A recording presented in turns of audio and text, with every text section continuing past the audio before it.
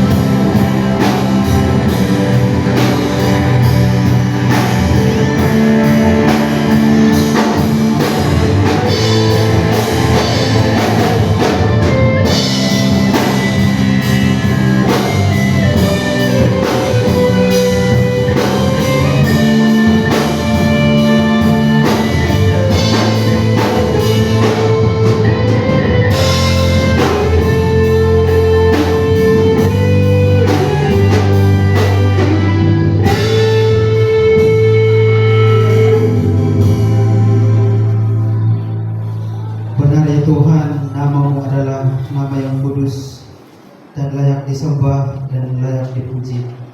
Ya Tuhan Yesus Kristus,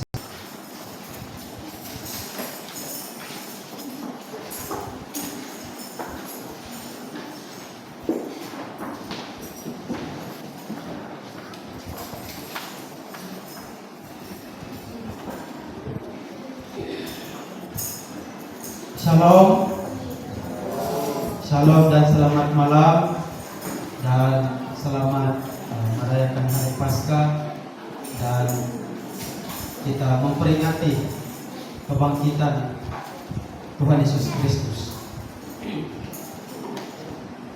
Saudara yang terkasih di dalam nama Tuhan Yesus Kristus, kita bersyukur kepada Tuhan karena Tuhan masih berkesempatan untuk kita beribadah, untuk memuji Tuhan dan juga serta mendengar kebenaran firman Tuhan.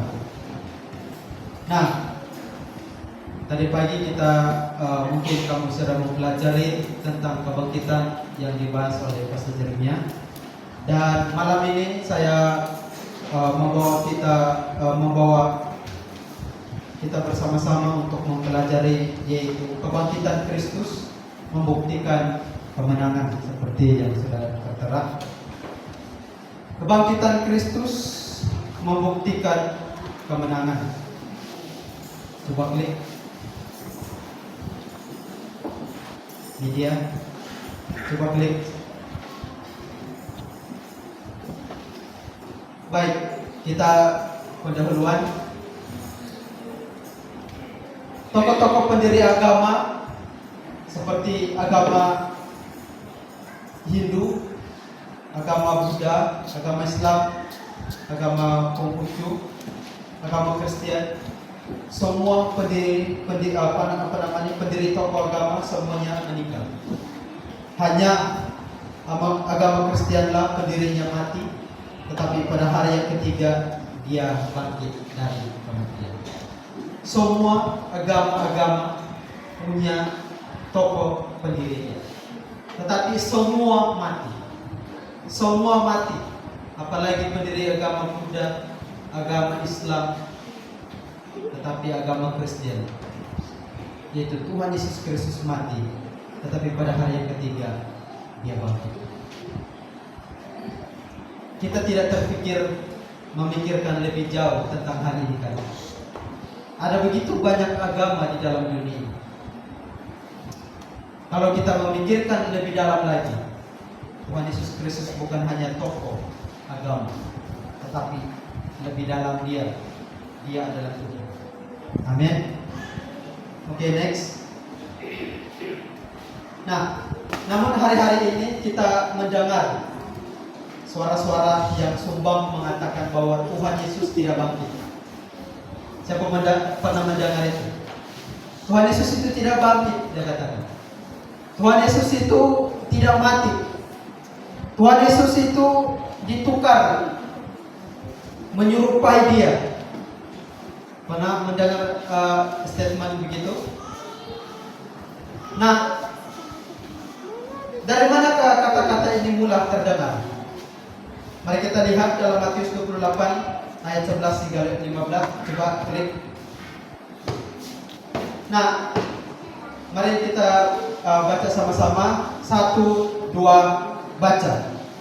Ketika mereka di tengah jalan, datanglah beberapa orang dari penjaga itu ke kota dan memberitahukan segala yang terjadi itu kepada imam kepala, dan sesudah berunding dengan tua-tua, mereka mengambil keputusan lalu memberikan sejumlah besar uang kepada seradanu itu dan berkata, kamu harus mengatakan bahwa murid-muridnya datang malam-malam dan mencurinya ketika kamu sedang tidur. Dan apabila hal ini kedengaran oleh wali negeri, kami akan berbicara dengan dia sehingga kamu tidak beroleh kesulitan apa-apa. Mereka menerima uang itu dan berbuat seperti yang dipesankan kepada mereka, dan cerita ini tersiar di antara orang Yahudi sampai sekarang ini.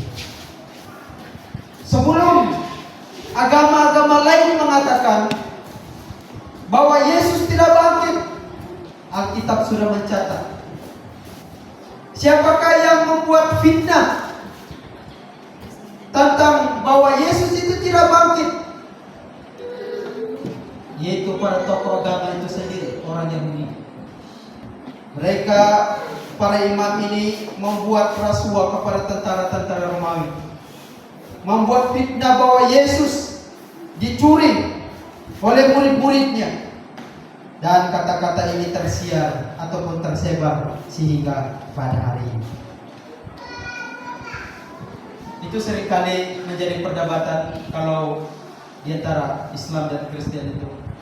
Kalau kamu masuk dalam dunia apologet, semua itu diperdebatkan tentang ketuhanan dia, tentang kemanusiaan dia, dan salah satunya yang diperdebatkan bahwa Yesus itu bukan Tuhan. Nah, saudara yang terkasih, pengakuan bahwa Tuhan Yesus tidak bangkit ini sudah Alkitab sudah catat. Alkitab sudah mencatat terlebih dulu. Yaitu kalau kita ingat-ingat membaca keempat Injil yang menjadi musuh Tuhan Yesus itu siapa? Ahli Taurat, imam-imam orang Yahudi. Inilah yang menjadi mereka inilah yang selalu berdebat. Nah, saudara yang terkasih dalam nama Tuhan Yesus Kristus, tetapi kita sebagai orang Kristen dan percaya kepada Dia, kita tetap mengimani bahwa Kristus bangkit dari kematian. Pengakuan bahwa Tuhan Yesus bangkit dari kematian adalah Alkitab yang kita percaya sebagai firman Allah yang menjadi fondasi atau dasar orang Kristen yang sejati di seluruh dunia. Bagaimanapun orang memutarbalikkan, bagaimanapun agama-agama lain yang cuma menyerang kekristenan, kita percaya Alkitab yang kita pegang. Alkitab menceritakan bahwa Yesus mati dan Dia juga bangkit dari kematian. Jadi saudara, kebangkitan Kristus tidak ada yang dapat menghalang baik politik Romawi, agama Yahudi pada waktu itu. Meskipun dikatakan bahwa Yesus tidak bangkit, tetapi kebenaran kebangkitan Kristus makin nyata dan terbukti. Apa bukti dia? Kalau melanjutkan kita membaca firman Tuhan dalam 4 Injil itu, dalam kisah para rasul itu mencatat, mereka bersungguh-sungguh memberitakan Injil. Mereka tidak peduli dianiaya. Mereka tetap memberitakan Yesus yang sudah bangkit itu. Itulah yang diberitakan oleh para rasul. Orang Kristen ditindas, dianiaya, tetapi mereka yang memberitakan Injil ini tidak pernah hilang, tidak pernah punah di tengah dunia, bahkan sanggup menderita memberitakan Injil dan kabar baik ini terus menerus, generasi ke generasi dan ke generasi, terus diberitakan. Oke, coba next. Oke, sudah, next.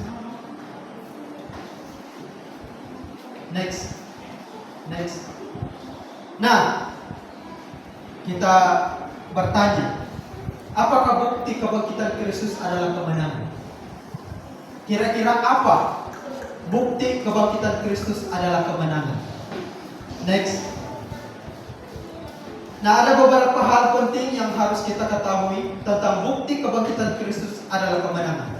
Pertama, next, Tuhan Yesus tidak dikuasai maut. Dalam Roma 6 ayat 9, coba tampilkan. Roma 6 ayat 9 mengatakan, karena kita tahu bahwa Kristus sesudah Ia bangkit dari antara orang mati, tidak mati lagi, maut tidak berkuasa lagi atas Dia. Jadi setelah kebangkitan Tuhan Yesus Kristus, dalam ayat ini Rasul Paulus menyatakan bahwa Kristus bangkit, maut tidak lagi berkuasa atasnya lagi. Persoalannya, kenapa maut tidak berkuasa atasnya? Kenapa kematian tidak berkuasa atas dia? Sebab kuasa maut dan kekuatan maut tidak mampu untuk menguasainya. Kalau kita lihat di dalam Roma 6 ayat 23, coba tampilkan. Upah dosa ialah maut. Setiap orang yang sudah berdosa, upah dia itu adalah kematian. Tidak mungkin hidup.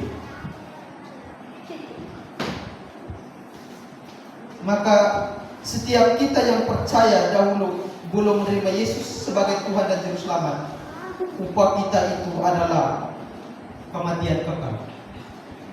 Kematian kekal yaitu di neraka apabila kita tidak percaya kepada Kristus. Namun kita bersyukur bahwa firman Tuhan menyatakan bahwa Kristus bangkit dari kematian dan maut tidak berkuasa atasnya lagi. Jikalau Kristus tidak dikuasai oleh maut lagi ataupun kematian, apalagi kita sebagai orang percaya kepada Dia, kita tidak dikuasai maut. Sengaja saya tidak tampilkan yaitu Yohanes 3 ayat 16. Itu sudah menjadi ayat hafalan kan? Siapa yang mau wakil? Siapa yang hafal? Kalau tidak hafal, tidak tahulah. Itu sudah mendarah daging dengan orang-orang Kristen. Amin. Di mana sudah kamu? Ingat rumah sudah, jangan dulu ingat rumah. Fokus dulu dalam firman Tuhan. Masih ingat Yohanes 3 ayat 16? Amin. Amin, amin, amin, amin. Saudara yang terkasih, inilah bukti kemenangan dari kebangkitan Kristus, bahwa maut tidak berkuasa atasnya lagi dan juga tidak berkuasa atas kita. Setelah kita mengetahui kebenaran ini, maka kematian bukanlah suatu hal yang menakutkan. Justru itu sukacita yang besar bagi orang Kristen. Di dalam Roma 14 ayat 8 dan 9, coba next. Firman Tuhan mengatakan begini. Sebab jika kita hidup untuk Tuhan. Jika kita mati untuk Tuhan. Jadi baik hidup dan mati kita adalah milik Tuhan. Sebab untuk itulah Kristus telah mati dan hidup kembali, supaya Ia menjadi Tuhan baik atas orang-orang mati maupun atas orang hidup. Saudara yang terkasih, jikalau kita hidup untuk memuliakan nama Tuhan. Jikalau kita mati untuk Tuhan. Jadi Tuhan Yesus Kristus berbeda dengan orang-orang yang mati. Orang mati itu terus-menerus mati. Tetapi Tuhan Yesus mati, Dia bangkit lagi. Mungkin saya coba untuk membuka pemikiran jemaat. Bagaimana dengan kes Lazarus? Lazarus itu kan dibangkitkan. Dia mati, berapa hari dia di dalam kubur sudah? 4 hari. Sudah 4 hari dalam kubur. Tuhan Yesus bangkitkan. Jadi bagaimana dengan kes ini? Saya mau beri jawaban. Lazarus itu dia bangkit tetapi dia mati lagi. Tuhan Yesus tidak mati-mati sampai hari ini. Kita masih menunggu kedatangan Dia kedua kali. Itu yang pertama. Bukti daripada kebangkitan Kristus itu adalah kemenangan, di mana Tuhan Yesus Kristus itu tidak dikuasai oleh maut. Jikalau Kristus tidak dikuasai oleh maut, apalagi kita yang percaya kepada Tuhan, maka kita tidak dikuasai oleh kematian kekal. Apa kematian kekal itu? Neraka selama-lamanya. Itu sangat mengerikan. Oke, yang kedua, next. Bukti daripada kemenangan, bukti daripada kebangkitan Kristus itu adalah kemenangan. Yang kedua adalah Tuhan Yesus Kristus menjadi pembela orang percaya. Dalam ayat ini, dalam Roma 8 ayat 34, coba next. Firman Tuhan mengatakan begini. Kristus Yesus yang telah mati, bahkan lebih lagi yang telah bangkit, yang juga duduk di sebelah kanan Allah, yang malah menjadi pembela bagi kita. Saya coba next dalam terjemahan Melayu dia. Next. Ini dalam terjemahan bahasa Melayu dia yang lebih mudah kita pahami. Dia katakan begini. Siapakah dapat menyalahkan kita? Tiada seorang pun. Karena Kristus Yesus membela kita. Dialah yang sudah mati, bahkan sudah dibangkitkan dari kematian dan berada di sebelah kanan Allah. Jadi saudara yang terkasih, apakah yang dimaksudkan pembela ataupun membela? Pembela itu adalah bermaksud perihal orang yang sedang mempraktikkan dalam hal menyelamatkan, melepaskan, memelihara, membantu, mempertahankan, menaungi, mendampingi, menyelamatkan, dan menolong. Itulah arti daripada pembela itu. Nah, saudara yang terkasih, serangan iblis itu selalu bertubi-tubi di dalam kehidupan orang percaya. Tuhan Yesus saja dicobai di padang gurun selama dia berpuasa. Apalagi kita orang percaya yang mengikuti dia, pasti setan tidak akan berhenti selagi kita tidak jatuh di dalam dosa. Setan terus menerus mencari jalan supaya kita terus menerus jatuh dalam dosa. Apabila ada celah, setan terus menerus berkuasa dan terus menerus membawa kita ke dalam dosa. Dalam hal ini, iblis selalu menyalahkan kita, memperingatkan kembali bahwa kita ini adalah manusia yang berdosa dan kita tidak layak di hadapan Tuhan. Itulah yang selalu iblis serang di dalam pemikiran kita. Memang kita mengakui bahwa kita ini adalah manusia yang sudah berdosa. Dari mulanya Adam dan Hawa dan sudah jatuh dalam dosa, dan kita ini adalah bibit-bibit dosa. Ada bibit-bibit dosa dalam diri. Oleh karena serangan-serangan iblis ini selalu bertubi-tubi di dalam kehidupan manusia yang percaya kepada Tuhan Yesus Kristus.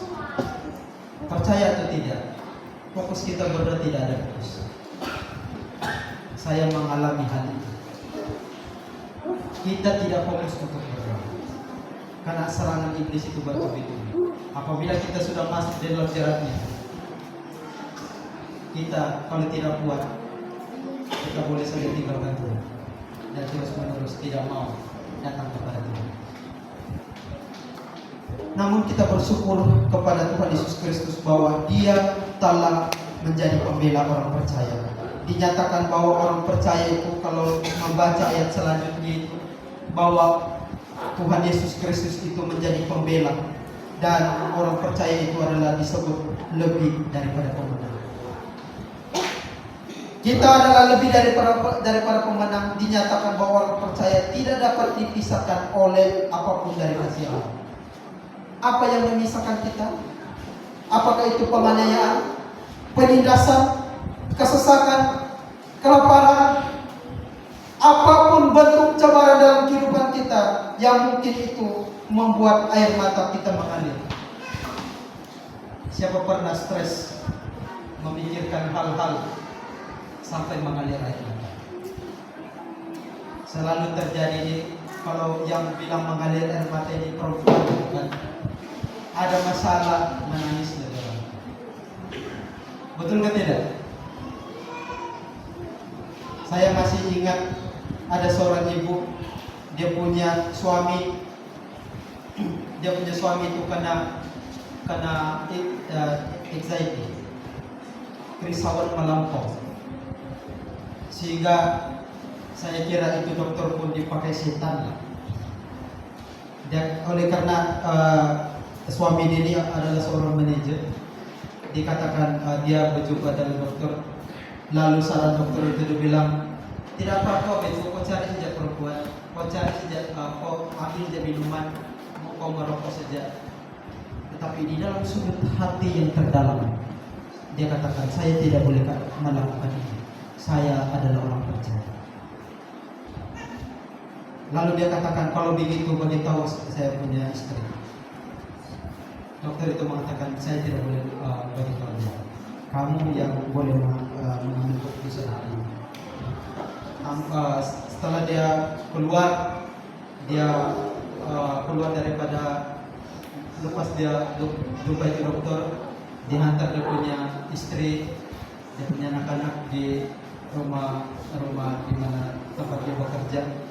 Lalu dia satu orang pergi ke suatu hotel, di situ dia berpikir saya mau ambil perempuan atau tidak, saya ambil rokok atau tidak, saya mau minum atau tidak. Apa yang terjadi? Dia katakan, saya ini orang Kristen dan saya ada istri dan dia lain. Dan dia katakan, saya melihat saya punya istri, dia menangis dan menangis dan menangis dan menangis. Dia berdoa untuk dia punya suami. Jadi saudara yang terkasih, tantangan, cabaran pasti ada dalam kehidupan orang Kristen, sampai mengalir air mata. Pergumulan seorang hamba Tuhan pun demikian. Pastilah jemaat tidak melihat kalau dia sendirian, dia memikirkan sesuatu untuk kepentingan memuliakan nama Tuhan. Saya akui, saya seringkali mengalir air mata karena serangan iblis itu bertubi-tubi. Nah, saudara yang terkasih, semua apapun cabaran yang coba menyerang kita, itu tidak akan dapat memisahkan kita dari kasih Allah. Rasul Paulus bertanya, apakah yang dapat memisahkan kita daripada kasih Allah? Apakah itu kelaparan, penindasan? Karena dalam surat Roma itu, dalam konteks itu adalah di mana orang-orang Kristen itu dianiaya. Kalau mereka dianiaya itu pastilah mengalami kelaparan, ketelanjangan. Nah, saudara yang terkasih, Rasul Paulus mengatakan bahwa itu tidak dapat memisahkan mereka dari kasih Allah. Kenapa? Tuhan Yesus Kristus menjadi pembela kita. Jadi ingatlah, Tuhan Yesus adalah pembela kita yang terbukti. Ia bangkit membuktikan bahwa kita tidak kalah, tetapi kita menang dan kita tetap di dalam kasih Allah. Amin. Dia bangkit membuktikan bahwa kita itu menang. Penghukuman seringkali membuat hati kita tidak senang dan rasa bersalah menguasai hati orang, dan akhirnya ketenangan hidup tidak ada. Semua ini adalah karena dosa. Pada saat kita terhukum dan layak dihukum oleh kesalahan dan pemberontakan kita, namun kasih Allah dinyatakan bahwa Dia membela kita meskipun kita orang bersalah, layak dihukum. Kita ini adalah orang-orang yang bersalah. Kita ini adalah orang-orang yang memberontak. Kita ini adalah orang-orang yang tidak layak di hadapan Tuhan, yang sepatutnya masuk di dalam neraka. Tetapi kenapa Tuhan Yesus Kristus menjadi pembela kita? Ada satu tokoh bernama Charles Spurgeon memikirkan hal ini. Dia katakan begini, sepatutnya orang yang sudah berdosa ini semuanya semuanya layak masuk dalam neraka. Tidak ada seorang pun yang masuk neraka. Tetapi yang dia melanjutkan perkataan ini, yang saya merasa tidak adil. Kenapa? Dia memilih sebagian dan memanggil orang-orang, dan sebagian yang percaya kepada Tuhan Yesus Kristus, percaya kepada Dia Yesus. Ini seringkali orang mengatakan Tuhan itu tidak adil, menyelamatkan sebagian tidak diselamatkan. Tetapi yang tidak adil itu adalah Kenapa dia menyelamatkan di antara kita? Sedangkan kita ini adalah orang berdosa. Tidak ada satu kebaikan pun, tidak ada satu yang membuat satu titik pun yang mau melayakkan kita di dalam surga. Tetapi Allah yang begitu menjadi pembela kita, Dia telah membela kita sehingga kita yang percaya kepada Tuhan Yesus Kristus layak di dalam surga. Ketidaklayakkan kita, Dia melayakkan kita. Jadi saudara yang terkasih, bukti pembelaan itu dia menderita. Kepastian pembelaannya adalah kebangkitannya. Bukti daripada dia membela adalah kematian dia. Kepastian bahwa dia membela kita itu adalah kebangkitan dia. Kita sebagai orang Kristen harus bersyukur karena pembela kita bukanlah pemerintah ataupun kerajaan dunia ini. Bukan juga agama. Tidak ada guna kalau kita hanya orang Kristen, disebut orang Kristen tetapi tidak ada Kristus dalam hidup. Kita tidak dibela oleh agama, kita dibela oleh Kristus. Meskipun kita dalam kebersalahan kita. Jadi saudara yang terkasih, pembela kita bukan pemerintah, bukan agama, tetapi pribadi Kristuslah yang menjadi pembela kita. Di dalam Filipi, coba next. Dalam Filipi 1 ayat 21 mengatakan, Rasul Paulus katakan, karena bagiku hidup adalah Kristus dan mati adalah keuntungan. Kenapa Rasul Paulus mengatakan ini? Rasul Paulus menyatakan begini, bahwa sebagai orang Kristen seharusnya pengertian sampai di sini, di mana tidak ada keraguan, tidak ada ketakutan. Kita tahu bahwa maut ataupun kematian tidak ada lagi yang menguasai kita. Kematian kekal di neraka itu tidak ada lagi yang menguasai kita. Sebab itu Rasul Paulus katakan, karena bagiku hidup adalah Kristus, mati adalah keuntungan. Coba kamu cari di mana-mana buku dan dimanapun yang menurut kita orang yang paling pintar banyak menulis buku. Tidak ada kalimat ini muncul. Hanya Rasul Paulus yang mengatakan demikian. Nah, saudara yang terkasih, tubuh kita ini sekarang boleh mati, tetapi setelah kita meninggal, nanti kita tidak akan mengalami mati kekal itu masuk neraka. Jadi itu yang kedua, bahwa Tuhan Yesus Kristus itu menjadi pembela kita. Bukan agama, bukan kerajaan, bukan politik yang membela kita, tetapi yang membela kita adalah Tuhan Yesus Kristus. Itu bukti yang kedua. Yang ketiga, yang terakhir, next. Yang ketiga, tidak menjadi sia-sia iman kita kepada Kristus.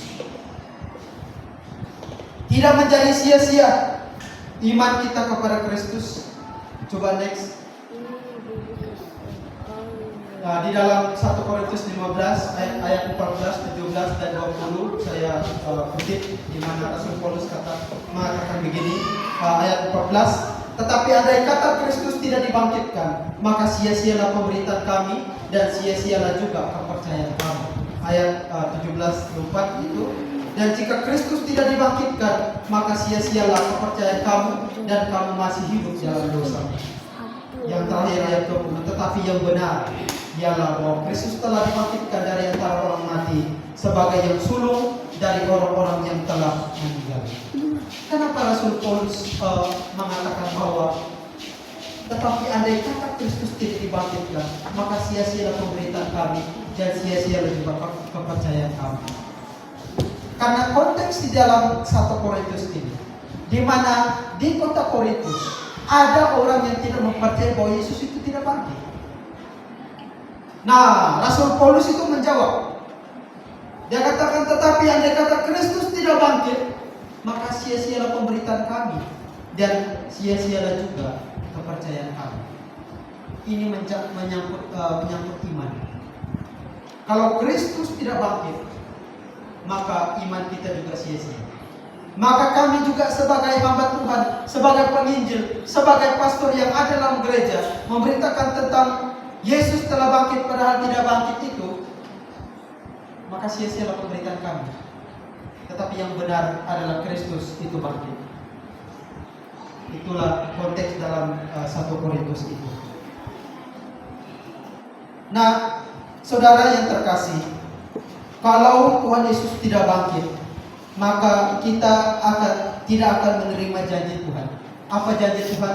Coba next.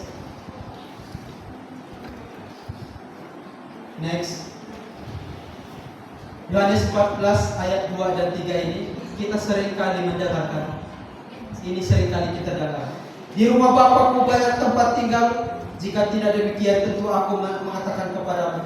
Sebab aku pergi ke situ untuk menyediakan tempat bagimu. Dan apabila aku telah pergi ke situ dan telah menyediakan tempat bagimu, aku akan datang kembali dan membawa kamu ke tempatku, supaya di tempat di mana aku berada, kamu pun berada. Kalau Tuhan Yesus tidak bangkit, janji Tuhan Yesus ini tidak mungkin kita alami. Ini sebelum kematian dia mengatakan. Nah, kalau kita lihat pasal 14 itu keseluruhan dan juga pasal 16 itu, Tuhan Yesus menjanjikan tentang seorang penolong, di mana yaitu menjanjikan Roh Kudus yang menjadi penghibur dan penolong. Tuhan Yesus menyatakan bahwa dunia tidak dapat menerima dia, sebab dunia tidak melihat dia dan tidak mengenal dia. Tetapi kamu, kata Yesus, kamu mengenal dia. Kamu mengenal dia, sebab dia menyertai kamu dan akan diam di dalam kamu, ataupun di dalam kita semua yang percaya kepada Tuhan Yesus Kristus. Jadi inilah janji Tuhan Yesus. Dia katakan, aku akan pergi. Di mana aku pergi, di situ pun kamu berada. Kemudian di mana janji dia adalah dia memberikan Roh Kudus. Selain itu, kehidupan kekal yang selama-lamanya harus kita nikmati itu yang dijanjikan juga menjadi sia-sia kalau Tuhan Yesus tidak bangkit. Jadi saudara yang terkasih, semua janji Kristus ini jikalau ia mati saja tanpa kebangkitan, maka kita tidak mendapatkannya. Tetapi oleh karena Kristus bangkit, maka Roh Kudus diberikan kepada kita. Maka iman kita kepada Kristus itu tidak sia-sia karena mempunyai kepastian yang jelas. Sebagai contoh, Tuhan Yesus mengatakan bahwa anak manusia mati dan pada hari yang ketiga ia akan bangkit. Ini pun tidak akan terjadi. Apa yang dia katakan tidak akan terjadi kalau dia tidak bangkit. Tetapi saya sekali lagi menyatakan bahwa benar-benar Tuhan Yesus bangkit. Nah, maka tidak ada keraguan yang kita beriman kepada Tuhan Yesus. Sebab sangat hukum bukti dia dari apa yang dia lakukan selama di bumi 2000 tahun yang lalu. Meskipun tidak melihat, namun kita percaya. Dan bukti dari kebangkitan Kristus adalah perubahan orang percaya itu sendiri. Saya mengambil dua contoh. Setelah kebangkitan Tuhan Yesus, ada dua rasul yang terjadi perubahan besar-besaran. Pertama, Rasul Petrus. Apa yang kita ketahui tentang Rasul Petrus? Berapa kali dia menyangkal Tuhan Yesus? Tidur silakan. Ngantuk sudah? Baru jam 9, belum jam 11. 1 jam lagi. Nah, apa yang kita ketahui tentang Rasul Petrus? Berapa kali dia menyangkal Tuhan Yesus? 3 kali. Tetapi setelah kebangkitan Kristus, apa perubahan hidup dia? Dia memberitakan Injil dan berubah, percaya kepada Tuhan Yesus. Perubahan dia sangat drastis, di mana 2000 jiwa menerima Tuhan Yesus sebagai Tuhan dan Juru Selamat. Itu kamu boleh bacanya dalam kisah para rasul. Siapa? Yang kedua, rasul yang kedua ini adalah Rasul Paulus. Kita sangat kenal dengan Rasul Paulus. Apa yang kita kenal dari dia? Dia itu seorang pemimpin tokoh agama yang terkenal. Sangat terkenal. Dalam hal hukum Taurat dia sangat hafal. Seperti yang dia dinyatakan dalam Filipi itu. Dan tetapi dari sisi yang lain, dia itu sangat jahat. Apa kejahatannya? Dia membantai orang-orang Kristen. Dia membunuh orang-orang Kristen. Nanti kamu membaca itu dalam Kisah Para Rasul 9. Dia membantai orang-orang Kristen. Tetapi setelah dia bertemu dengan Tuhan Yesus Kristus, kebangkitan Kristus itu nyata. Dia bertemu dengan Tuhan Yesus. Dia buta selama 3 hari 3 malam. Dan setelah dia dipakai oleh Tuhan, dan salah satu dalam kitab suci yang kita pegang di dalam perjanjian baru itu banyak surat-suratnya. Nah, saudara yang terkasih, Tuhan Yesus pernah berkata di dalam Yohanes 20 ayat 29, coba next. Dia katakan begini, kata Yesus kepadanya, karena engkau telah melihat aku, maka engkau percaya. Berbahagialah mereka yang tidak melihat, namun percaya. Ini adalah satu cerita di mana dia punya rasul, yaitu Rasul Thomas, yang disebut Didimus. Itu pada waktu Tuhan Yesus hadir setelah kebangkitan, dia itu menampakkan kepada murid-muridnya. Tetapi pada waktu Tuhan Yesus menampakkan diri kepada murid-muridnya dan kepada orang lain, Thomas tidak ada di situ. Dia katakan, saya tidak akan percaya kalau saya tidak pegang dia punya lambung yang kena cucuk, tangan yang dipaku. Nah, setelah beberapa hari kemudian mereka berkumpul, tiba-tiba Tuhan Yesus muncul di tengah-tengah mereka. Dan Tuhan Yesus katakan, peganglah lambung yang dicucuk. Nah, apa yang terjadi? Thomas untuk percaya. Maka ada satu kalimat di sini dia katakan kepada Thomas, karena engkau telah melihat aku, maka engkau percaya. Berbahagialah mereka. Ini menyebut berbahagialah mereka yang tidak melihat namun percaya. Siapakah mereka di sini? Di sini adalah orang-orang yang tidak melihat dengan kasat mata bahwa Yesus tidak pernah melihat Yesus dari kematian itu bangkit dengan reality. Tetapi Tuhan Yesus katakan, setiap kita yang percaya berbahagialah. Nah, saudara yang terkasih, maka kita percaya tanpa melihat dengan kasat mata dan tidak menyentuh tubuh Tuhan Yesus bangkit dari kematian, namun kita berbahagia. Walaupun kita orang percaya tidak melihat dengan kasat mata, namun ada perubahan hidup yang jahat menjadi baik, dari yang tidak memuliakan Tuhan memuliakan Allah sekarang. Selain itu, orang percaya diberi kuasa untuk mengusir setan. Dengan nama itu kita boleh mengusir setan. Di dalam nama Tuhan setan akan lari. Selain itu, kita diberi kuasa untuk mendoakan orang yang sakit. Ini kita doakan orang sakit sesuai dengan kehendak Tuhan. Kalau Tuhan mau sembuh, kasih sembuh. Kalau tidak, tidak. Nah, seringkali ajaran yang sekarang kurang sudah itu ajaran yang mengatakan percaya Tuhan pasti banyak berkat. Betul kan? Percaya Tuhan pasti banyak berkat. Percaya Tuhan Yesus hidup pasti senang. Percaya Tuhan Yesus bisnis pasti lancar. Saudara yang terkasih, jangan mempercayai pemberitaan-pemberitaan seperti itu. Gereja-gereja mulai rusak oleh pengajaran-pengajaran seperti itu. Orang yang sungguh-sungguh percaya kepada Tuhan Yesus, boleh saja dia miskin, boleh saja dia ada penyakit, tetapi dia tetap percaya kepada Tuhan Yesus. Jangan ukur iman kita oleh karena kita banyak harta, maka karena kita banyak harta, inilah tandanya bahwa saya percaya Tuhan Yesus. Itu salah pemikiran. Jangan karena bisnis saya lancar, inilah tanda saya percaya kepada Tuhan Yesus. Kalau bisnis saya merosot, maka Tuhan Yesus tidak tolong saya. apapun keadaan, apapun dalam kondisi kita, kita tetap percaya kepada Tuhan Yesus Kristus di dalam setiap apapun keadaan kita.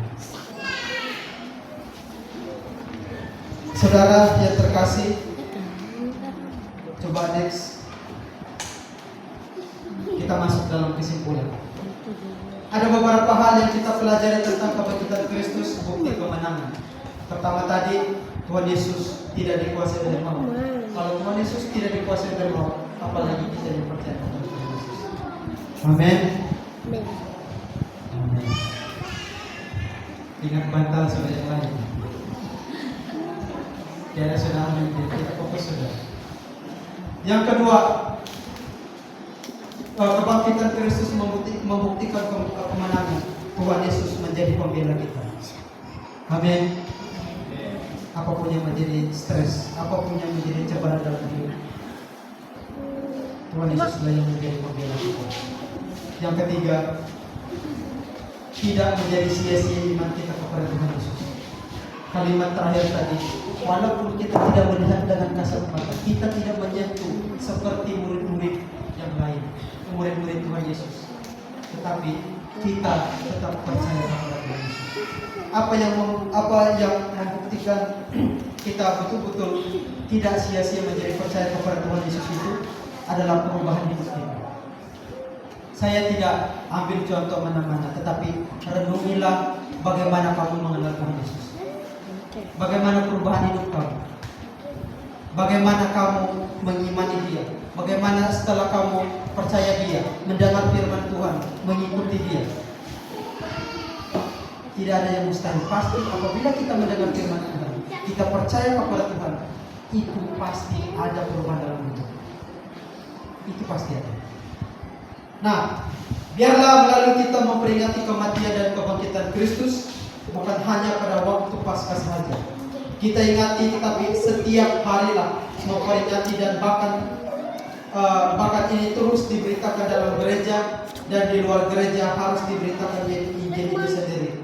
Bukan memberitakan Injil, percaya Tuhan Yesus pasti kaya, pasti senang, percaya Tuhan Yesus penyakit disembuhkan.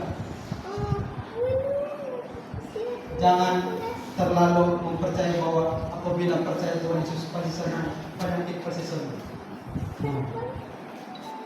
Dan kadang-kadang kita yang sedang sakit pun kita makin kuat di dalam Tuhan.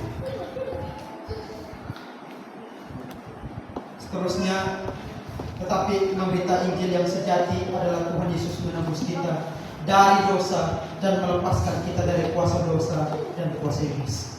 Inilah Injil yang sejati.